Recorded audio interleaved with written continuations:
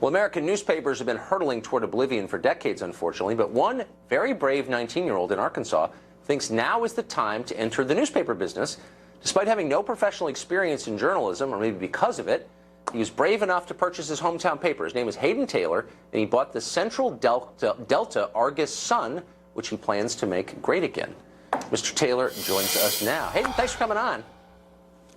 Thanks for having me.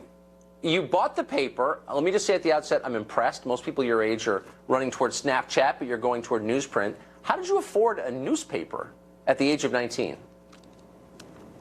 Well, as of right now, we've been working really on a handshake. It's been very unofficial. It's been honestly a big cobble work, but we've been able to get it by, and it's been well within what I can afford.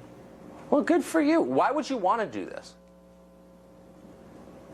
Well, a paper, especially in eastern Arkansas, and I didn't know this until I'd actually gotten involved with the Argus Sun, that it is a badge of pride for a community, and I think that it's a worthwhile endeavor to try and keep it alive for as long as it can be. Well, good for you. I once worked in a newspaper in Arkansas, the statewide daily, the Arkansas Democrat Gazette, a great paper. So I identify with the desire. But, I mean, there's nobody else in your age cohort. There's not one person you went to high school with who was thinking, you know, I want to buy a newspaper or work at a newspaper or read a newspaper for that matter. So what's your plan to keep this paper alive where so many others have failed?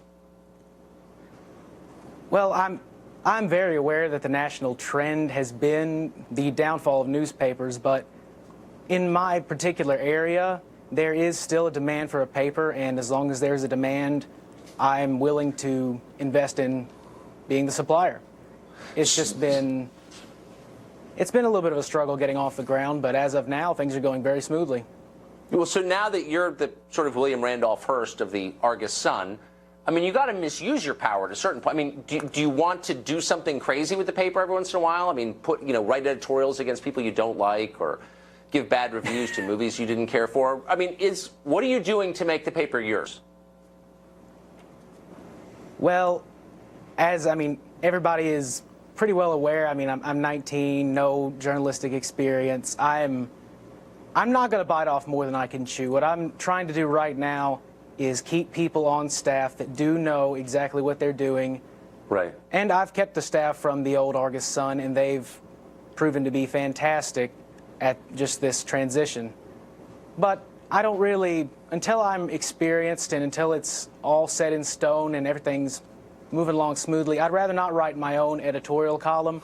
I'd rather cover the news and allow people to write an editorial column because I'm 19, my input, we'll live without it. Boy, you are a self-aware young man. I read one account that said it was amazing that you're now running a paper because you only took one journalism class. And I thought, that is so much better. So you haven't been destroyed by taking journalism classes. You're still a normal person. Well, I don't know about that entirely, but I'm doing my best to learn this as fast as I can, and I really think this is kind of trial by fire. So I'm ready to keep moving and just learn. Last question. Are you going to endorse candidates? Endorse who? Endorse candidates when they run in your county? All these politicians are going to come and suck up to you. They're going to want editorial board meetings. They're going to sit there and glad hand you and try to convince you their program is right. Are you going to sit with them and listen to their pitches? If they want to run an ad, I'll run an ad. If otherwise, no special treatment. I'd rather not get involved for fear of conflict of interest. That's the spirit. No journalism classes, and you're already beating a lot of people at the Washington Post. Hayden, thanks a lot for joining us. Thanks for having me. Coming up next, Donald Trump fires a salvo at Chuck Schumer today.